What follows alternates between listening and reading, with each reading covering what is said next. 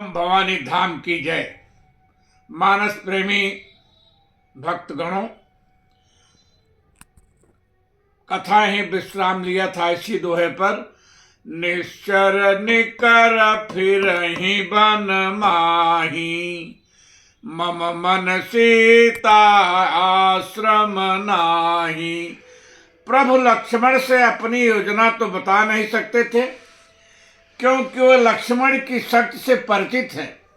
लक्ष्मण का क्रोध ऐसा है कि पार्वती जी से भूत भावन ने कहा, सुन गिरिजा क्रोधा न लजासु, जा रही भुवन चारि दशयासु। 14 भुवन लक्ष्मण क्षण मात्र में भस्म कर सकते हैं।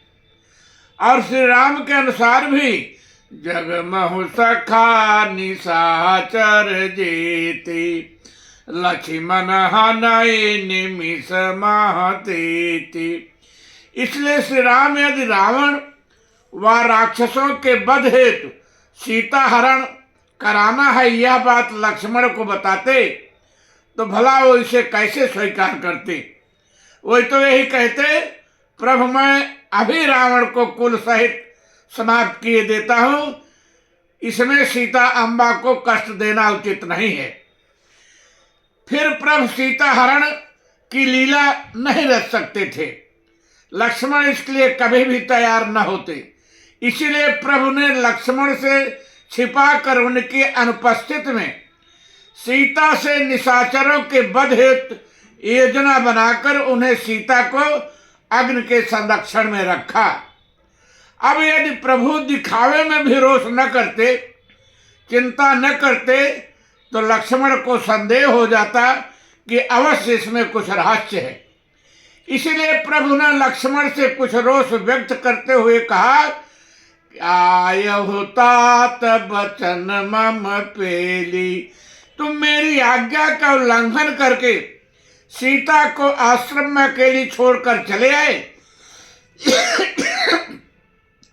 मुझे ऐसा लगता है कि सीता आश्रम में नहीं है। प्रभु तो यह जानते हैं कि सीता आश्रम में नहीं है, परंतु लक्ष्मण से कैसे बताएं कि क्यों नहीं है। जानते सब कुछ है, परंतु बता नहीं सकते।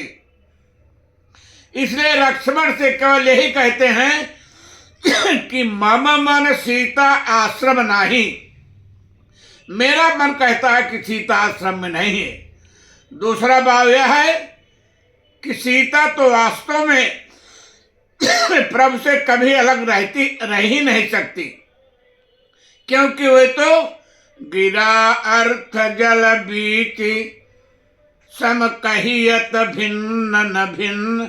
और सत्य तो यह है कि सीता जी पहले से ही प्रभु के श्री चरणों का स्पर्श कर उन्हीं के हृदय में जो वियोगाग्नि प्रज्वलित होगी उसी में समाई हुई है। प्रभु पद धर ही अनल समानी। अर्थात सीता जी तो प्रभु के हृदय में, उनके मन में है, फिर आश्रम में कहां से होगी। और यही तो श्री राम ने कहा कि लक्ष्मण अब सीता केवल मेरे मन में है, वो आश्रम में नहीं है। मम मन सीता, सीता मेरे मन में है, आश्रम नहीं, आश्रम में नहीं है।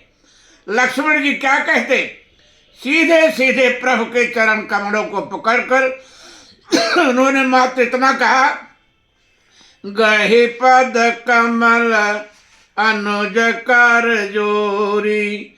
गहि पद कमल अनुज कर जोरी, कहव नाथ कछु नामो ही न खोरी। कहु नाथ कछु मोहि न खोरी। प्रभु मेरा कोई दोष नहीं है। प्रभु तो सब जानते ही थे। इसलिए उसके बाद उन्होंने लक्ष्मण से कुछ नहीं कहा, सीधे लक्ष्मण जी के साथ आश्रम पधारे। और पूर्व आशंका के अनुसार सीता जी आश्रम में नहीं मिली। अनुज समेत गए प्रभु तहवा, गोदावरी तट आश्रम जहवा। आश्रम देखी जानकी हीना, भय विकल जस प्राकृत दीना। हा गुण खानि जान के सीता, हा गुण खानि जानकी सीता।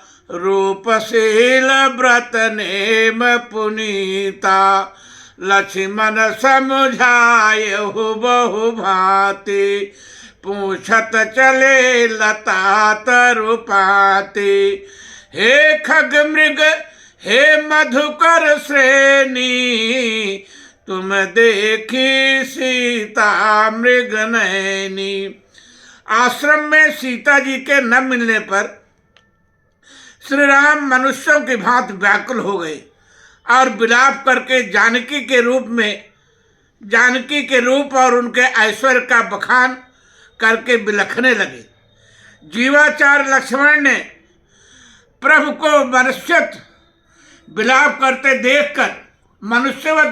करते देखकर समझाया, परंतु प्रभु लताओं वृक्षों से सीता का पता पूछने लगे। यहाँ तक कि खग मृग मधुकर भौरा आदि से भी सीता का पता पूछते हैं। हे खग मृग मधुकर कौन है? ये खग मृग मधुकर कौन है? मानसकार ने इनका वर्णन किया है कि खग मृग और मधुकर साधारण है, अपन देवतागण ही हैं। क्योंकि देवताओं ने आगे चलकर प्रवर्षण गिर पर इसी वेश में श्री राम की सेवा की है। मधुकर खग मृग तनुधारी देवा, मधुकर खग मृग तनुधारी देवा। करहि सिद्ध मुनि प्रभु कै सेवा, मधुकर खग मृग तनुधारी देवा। करहि सिद्ध मुनि प्रभु कै सेवा। बस मानस प्रेमीगण अब यहीं पर कथा विश्राम लेगी। भवम भवानी धाम की जय।